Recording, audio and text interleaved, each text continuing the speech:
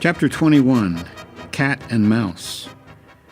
It was very late when Carla, with a restrained yawn, finally stood to her feet to say a reluctant goodnight. Frank and Viktor stood up stiffly as well. It had been an emotionally exhausting day for all of them.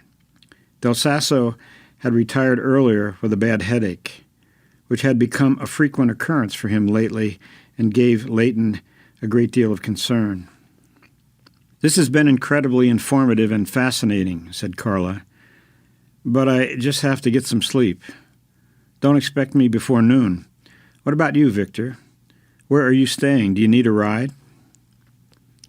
"I'm staying out here in one of the guest apartments. It's nicer than anything I've ever lived in." "It's for his own protection," added Leighton. "If we gave him a new identity and let him disappear, he'd be of no value to the plan. But as the top Russian scientist in this field, with an international reputation, his endorsement will mean a lot. So we're guarding him in here where he'll be safe until the plan has been implemented. Then anywhere in the world will be safe for everyone." Carla gave Viktor a quick hug. "It's been wonderful seeing you again and knowing that you're in such good hands and that you'll be involved right away in the kind of research you were hoping to get into." "I can never thank you enough," he responded. "Without your courage, this wouldn't have happened. I hate to think of where I'd be right now." "Well, don't forget our little arrangement." "Never. And I'm so happy that you're going to be part of this project too. Is that right?" He looked questioningly to both of them for confirmation. "I certainly hope so," said Leighton, turning to Carla. "Are you accepting the assignment?" She had been moving slowly toward the door as they talked. "I'll be back tomorrow to get a closer look and a few more questions answered." Carla paused for a moment, then added cautiously, "I'd be crazy to turn down an opportunity like this. Yes, I'd like to accept the challenge, Frank, provided I can keep my independence as a journalist." "That's understood," Frank reminded her, "so don't even mention it again." As the heavy steel gate swung shut behind her and she turned her car onto the access road, Carla breathed a long, satisfied sigh. "Wow, what a day. Incredible. Do I want to take the assignment? I guess I played that cool. Here I thought it would be so difficult to find out what was going on. Instead, I'm invited, almost begged. It was all beyond anything she would have dared to hope for. Yet, in spite of her exhilaration, there was a gnawing pang of doubt. Something bothered her. Was it too good to be true? Or was it the fact that Sasso, who could be so charming and sincere, had shown another side that was frighteningly vicious? And the Archons, were they really highly evolved intelligences or simply deeper levels of the human psyche? Frank had assured her that he had personally met them, and that she would too, eventually. He'd also said that their actual identity wasn't all that important and was probably beyond human comprehension anyway. After all, the potential for bringing peace and prosperity to the world was what really mattered, and there seemed little doubt about that. And yet, she hardly knew how to pinpoint the unsettling feeling that something wasn't quite right. It was a longer drive back to the highway than she remembered. The remoteness of the narrow road and the intense darkness under the tall trees heightened another anxiety that she had managed until now to suppress entirely. Suppose the men who had pursued Viktor, and from whose clutches she had literally snatched him, tried to find him. That would not be unlikely. Of course, they wouldn't be able to reach him inside that CIA fortress. In their frustration, might they not try to take revenge on her? Suddenly, an unexpected glare of the headlights in her rearview mirror startled her back to present reality. She tried desperately to suppress the impulse to panic. Surely it was paranoid even to consider the terrifying fear that now had her heart beating wildly. But who could it possibly be? No one else had been leaving the research center after her. She'd heard one of the guards at the gate make that remark to his companion. And the road dead-ended there. Cars didn't materialize out of thin air. Had someone been hiding in the woods, waiting for her? She pressed the accelerator harder, and her tires squealed in protest as she skidded around the succeeding curves. The pursuing car quickened its pace accordingly. By the time she reached the main highway, a feeling of helpless terror gripped Carla. She pulled onto it without stopping, directly into the path of a fast-moving car. The screech of brakes, a long skid, and it had careened briefly off and back onto the roadway. Blinking headlights and blaring horns signaled the driver's anger. At least there was someone between her and what she was now convinced were determined pursuers. She remembered Ken's invitation, but resisted the temptation to turn off onto the road leading to his house. That would be the day.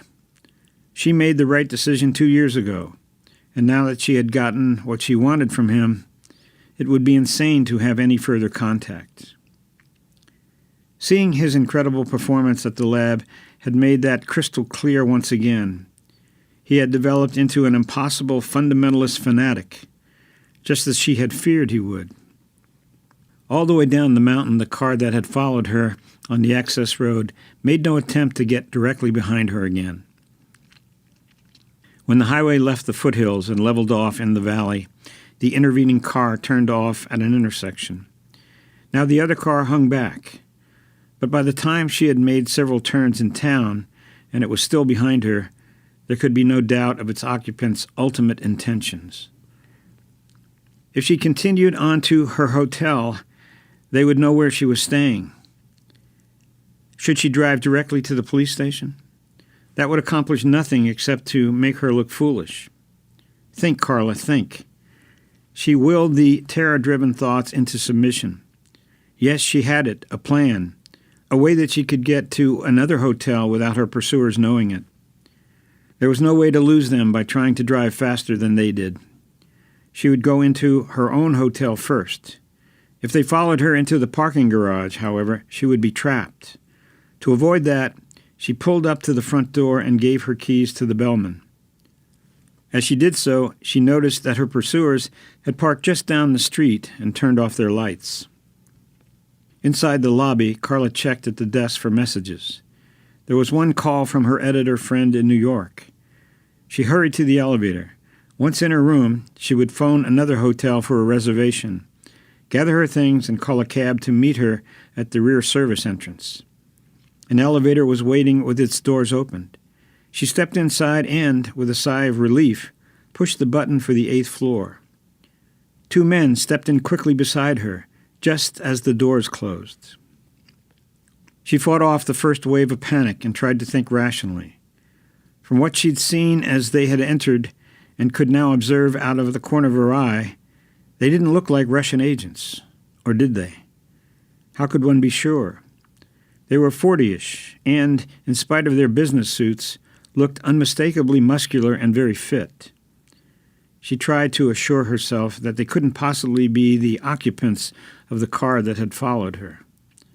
Then she remembered that she had carelessly stood waiting for her mail at a portion of the front counter where a side door, through which they might have entered, was not visible. Idiot. And they didn't push a number for their floor. They were obviously planning to get off at the 8th with me. What to do now? The elevator stopped at the 6th floor, and a young couple got in, looking a bit embarrassed and hastening to explain why they were out and about in their pajamas and bathrobes. "The ice machine wasn't working on our floor," they mumbled, as though reminding one another. They pushed number 5, and then the man exclaimed, "Oh, we thought this was going down." "Well, we'll get an extra ride for our money, honey," added the girl, which they both found somehow hilarious. At the 8th floor, the elevator door opened. The 2 men made no move to get off. Carla stepped to one side and motioned to them. "This must be your floor, too. Go ahead. I'm not getting off. I just remembered I have to go back to the lobby for something." She reached out and pushed the 1st floor button. "What a coincidence," said the taller of the 2. "We've got the same problem." "Don't panic. Think.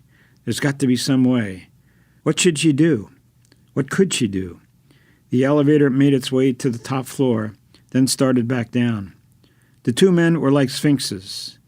Oblivious to her predicament, the young couple chattered away happily in low voices. Should she get off with them? No, they would be no help at all, and she might get them killed as well for witnessing what happened to her. Was this all paranoia? As though in a bad dream, she felt the elevator come to a stop at the 5th floor, saw the door open, and watched helplessly as the young couple, still talking nonstop, got off. The doors closed, leaving her a lone mouse to face these two cats who were ready to pounce. She determined to confront them. Perhaps by taking the offensive, she could use up the time it would take to reach the lobby. Just as she opened her mouth to speak, however, the man closest to her reached quickly inside his coat pocket. Instead of the gun she feared would be pointed at her, he held out a badge. "We're with the FBI, Miss Bertelli. We just wanted you to know that we'll be checking with you from time to time in case you have any problems." Carla gasped in relief. Then a wave of anger surged over her. "You two goons really gave me a scare. I thought you were from the FSB. Why did you wait so long to tell me? We were going to get off with you on your floor, and then that young couple got on. We could hardly identify ourselves in their presence. I'm sorry we frightened you. But tell me, why would you even imagine we were from the FSB?" The elevator came to a halt on the ground floor, and its doors opened. They stepped out into the lobby together. Carla was still fuming. "If you had identified yourselves right away, you might have caught some FSB agents. I don't know who else would have followed me here. Come on, I'll show you. They're parked out on the street." The two men ran for the front door, with Carla following as fast as she could. Then she joined them outside. The car was nowhere to be seen. "They were right over there," she said, pointing to where her pursuers had parked. "Followed me all the way from up in the hills west of town. Can you give us a description of the car and anyone in it?" "They were always too far behind, and they parked half a block away. I think it was a 4-door sedan, dark blue or maybe black late model Ford, I'd say." "We'll cruise the neighborhood and take a look," said the special agent who had shown her his badge. He handed her his card. "If you have any problems, call that number." "I was going to check out of here and into another hotel. Now that whoever followed me knows I'm staying here. Should I do that?" "That wouldn't help. They'd find you wherever you went. Better than that, stay here, and I'll recommend a 24-hour watch. We can't guard you exactly, but we can watch for Russian agents. It has the same effect." "So I'm the decoy. Wow. I don't like this, but what can I say?" "We're not asking for your permission. It'll happen, whether you want it or not. We won't come up to you in public, and if you see us, don't show any sign of recognition, okay?" "Okay, and thanks a lot. Pardon my temper. I feel a whole lot better now."